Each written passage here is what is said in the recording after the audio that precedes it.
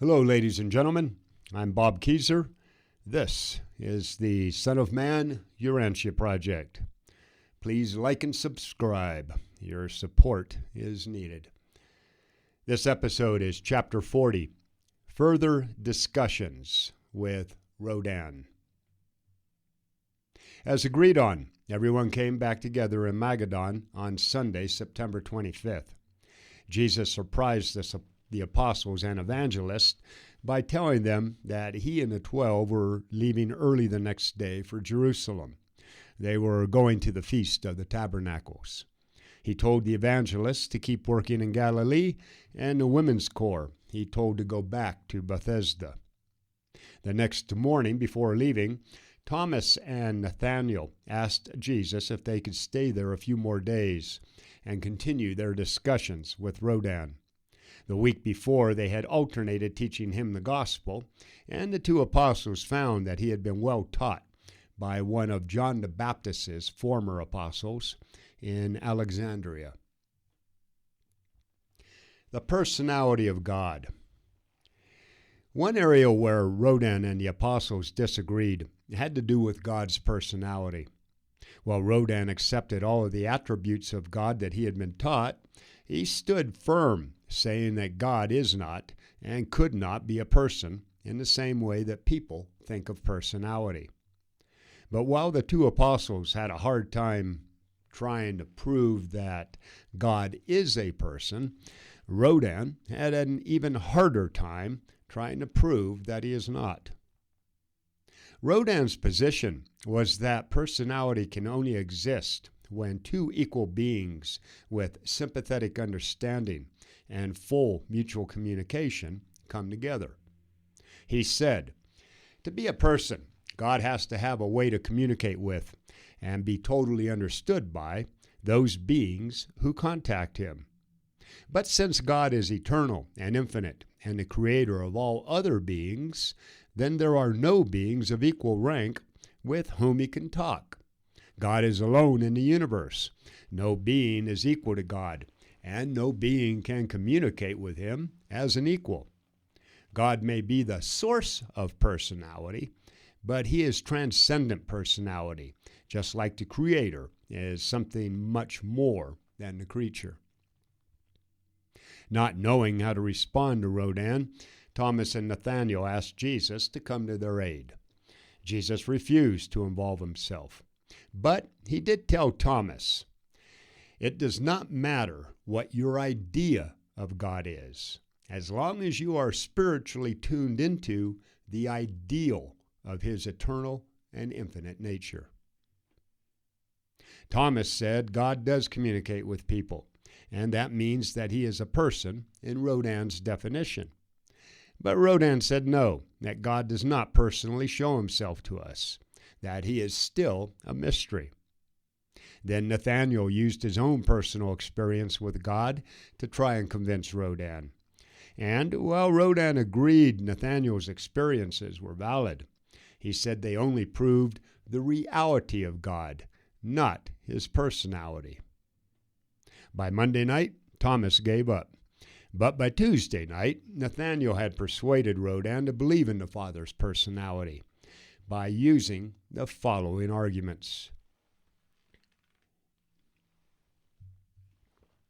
First, that God does have full and equal communication with at least two other beings who are equal to him, the eternal Son and the infinite Spirit. Between them, they make up the Trinity, each the same, yet each a different flavor of God. Because of this, Rodan had to admit there was the possibility that God was a personality. Second, since Jesus was equal with the Father, and since Jesus had come to earth and had shown himself to humanity as a person, that demonstrates the possibility that all three of the Godheads have personality. Nathanael's points settled that argument, and they never again questioned God's ability to communicate with people and the possibility of people communicating with God. Third, that Jesus was the Son of God and perfectly able to communicate with humanity. The Father-Son relationship assumes that Jesus and the Father are one, with equal communication and understanding between the two. That Jesus maintained communication with both God and people at the same time, and since both God and people were able to communicate with Jesus, that meant that both God and people had personalities according to that definition. That Jesus' personality showed the personality of God and proved the presence of God in people. If two things are related to the same thing, they themselves are related. Fourth, that personality represents humanity's highest ideas of human reality and divine values, while God represents humanity's highest ideas of divine reality and infinite values. In reality, God must always be a divine, infinite, and universal personality, even though forever above humanity's idea of personality. Finally, that God must be a personality since he is the creator of all personality and the goal or destiny of all personality. Rodan had been hugely influenced by Jesus' prayer, "So be you perfect, even as your Father in heaven is perfect." After hearing Nathanael's arguments, Rodan said, "I am convinced. I will say that God is a person, if you will let me say that personality is also represented by a group of higher values, like being final, eternal, supreme, infinite, universal, and superhuman. I am now convinced that while God must be infinitely more than a personality, he cannot be anything less. I accept Jesus as the personal revelation of the Father to humanity and the answer to all unsatisfied questions of logic, reason, and philosophy." Jesus' divine nature. Since Rodan understood the gospel so well, Thomas and Nathanael only had one other item to discuss: the teaching about Jesus' divine nature that they had recently learned. The two apostles both presented their views to Rodan, and the following is a restatement of their teaching. Jesus admitted that he was divine, that he was of God, and we believe him. So many remarkable things have occurred in his ministry that we can only believe that he is both the Son of God and the Son of Man. Jesus' life with us has been a model of ideal friendship. Only a divine being could be such a good friend. He is truly the most unselfish person we have ever known. He is the friend of even sinners. He dares to love his enemies. Jesus is loyal to us. While he does not hesitate to scold us, it is plain to us that he truly loves us. The better you know Jesus, the more you will love him, and you will be charmed by his unwavering devotion. Through all of these years of us not understanding his mission, Jesus has been a faithful friend. While he does not flatter us, he does treat us all with equal kindness. He is always tender and compassionate. Jesus has shared his life and everything else with us. We are a happy community. We share everything. We do not believe that a mere human could live such a blameless life under such trying circumstances. We think Jesus is divine because he never does anything wrong. He never makes a mistake. His devotion is superb, his wisdom extraordinary. He lives day by day perfectly following his Father's will. Jesus never says he's sorry because he never sins. He prays for us and with us, but he never asks us to pray for him. We believe that he is consistently sinless. We do not think that anyone who is only human has ever lived such a life. Jesus claims to live a perfect life, and we agree that he does. Our devotion comes from admitting we were wrong, But Jesus' devotion is based in decency, on righteousness. He even says he can forgive sins, and he does heal diseases. No mere human who is not crazy would say that he can forgive sin. That is God's right. It seems Jesus has been perfect like this since the first time we met him. We grow in grace and knowledge, but Jesus was perfect from the start. Everyone, both good and evil, sees this goodness in Jesus.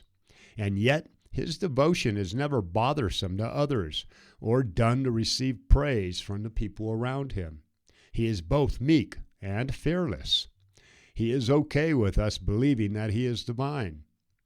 Jesus is either what he says he is, or else he is the biggest fraud and hypocrite the world has ever known.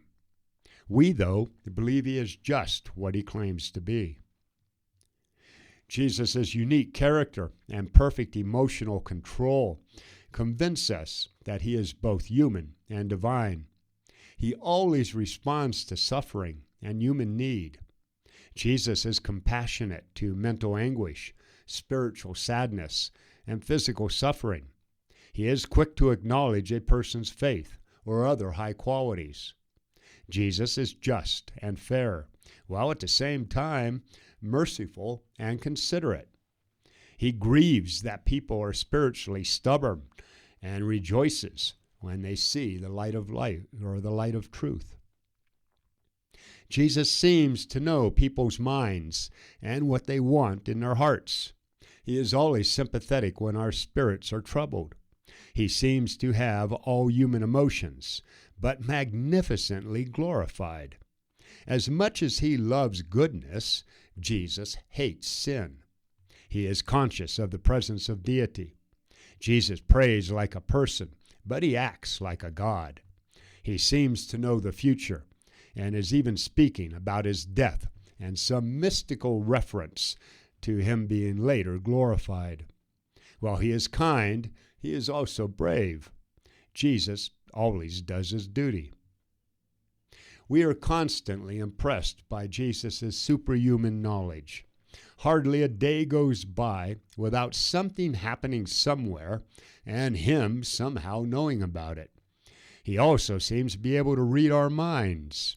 We have no doubt Jesus talks with celestial beings and that he lives on a higher spiritual plane than the rest of us. He seems to understand everything. Jesus does not ask us questions to get information, but to get us to think. Lately, Jesus does not hesitate to say that he is superhuman. Ever since the day we were ordained as apostles, right up to now, he has never denied that he came from God. He speaks as a divine teacher. Jesus does not hesitate to counter today's religious teachings and to declare the new gospel with authority. He is positive, assertive, and authoritative. Even John the Baptist said that he is the Son of God. Jesus does not seem to need anything. He does not crave the support of the people. He is indifferent to others' opinions and free from pride. Jesus always talks about God like he is part of everything that he does. He goes about doing good. God seems to be in him. If he were not divine, what he says about his mission would be absurd. Jesus once said, "Before Abraham was, I am." He definitely claims to be divine. In every way imaginable, he tells us that he is in partnership with God. Jesus even dares to say that he and the Father are one, that anyone who has seen him has seen the Father. He says and does all of this naturally, like a child would. Jesus speaks of his relationship with God in the same way he talks about his relationship with us. He seems to be certain of God and speaks about these relationships in a matter-of-fact way. We have only heard a few of Jesus' prayers, but these few indicate that Jesus talks with God, if you would, face to face. He seems to know the future as well as the past. Jesus could not be all of this and do all of these extraordinary things unless he was something more than human. We know Jesus is human. We are sure of that. But we are equally sure that he is also divine. We are convinced that Jesus is the Son of Man and the Son of God. That ended Thomas and Nathanael's discussion with Rodan, and they hurried off for Jerusalem, meeting up with the others on Friday. Their conversations with Rodan were an important experience for all three of the believers, and the other apostles also benefited when Thomas and Nathanael later told them all that they had discussed. Rodan returned to Alexandria, where for a long time he taught in the school of Magenta. He became a mighty man in the later affairs of the kingdom of heaven, and was faithful to the end of his life when he was killed in Greece with others at the height of the persecutions. Jesus' human and divine minds. Jesus gradually became conscious of his divinity up until he was baptized by John. After becoming self-conscious of his divine nature, his pre-human existence, and his rights as the creator of the universe, he seems to have been able at times to limit his human realization that he was divine. It appears that from his baptism until the crucifixion, it was entirely up to Jesus whether or not to depend on his human mind or to also use his divine mind. At times, he seems to have only used his human knowledge. Other times, he appears to have acted with the wisdom that could only come from his divine mind. We can understand all of this by accepting that Jesus could, at will, limit his divine knowledge. We know that he often withheld what he knew of the future, and that he knew what others were thinking. We understand that he did not want people to know how much he could read their minds. He did not want to do so much out of the normal that his followers no longer thought of him as human. With all of that said, we cannot say when Jesus was limiting his knowledge of the future and when he was hiding some of what he knew. He seemed to only be using human knowledge at times, but then we would see him talking to celestial beings. He appeared to be the perfect union of his human and divine minds. That is all we know of these things. We do not know the full truth of this mystery. All right, that's it for chapter 40. Further discussions with Rodan. Coming up next is chapter 41, At the Feast of the Tabernacles. Please like and subscribe. Your support is needed. Defend your liberty. Protect those innocent ones. And do your duty.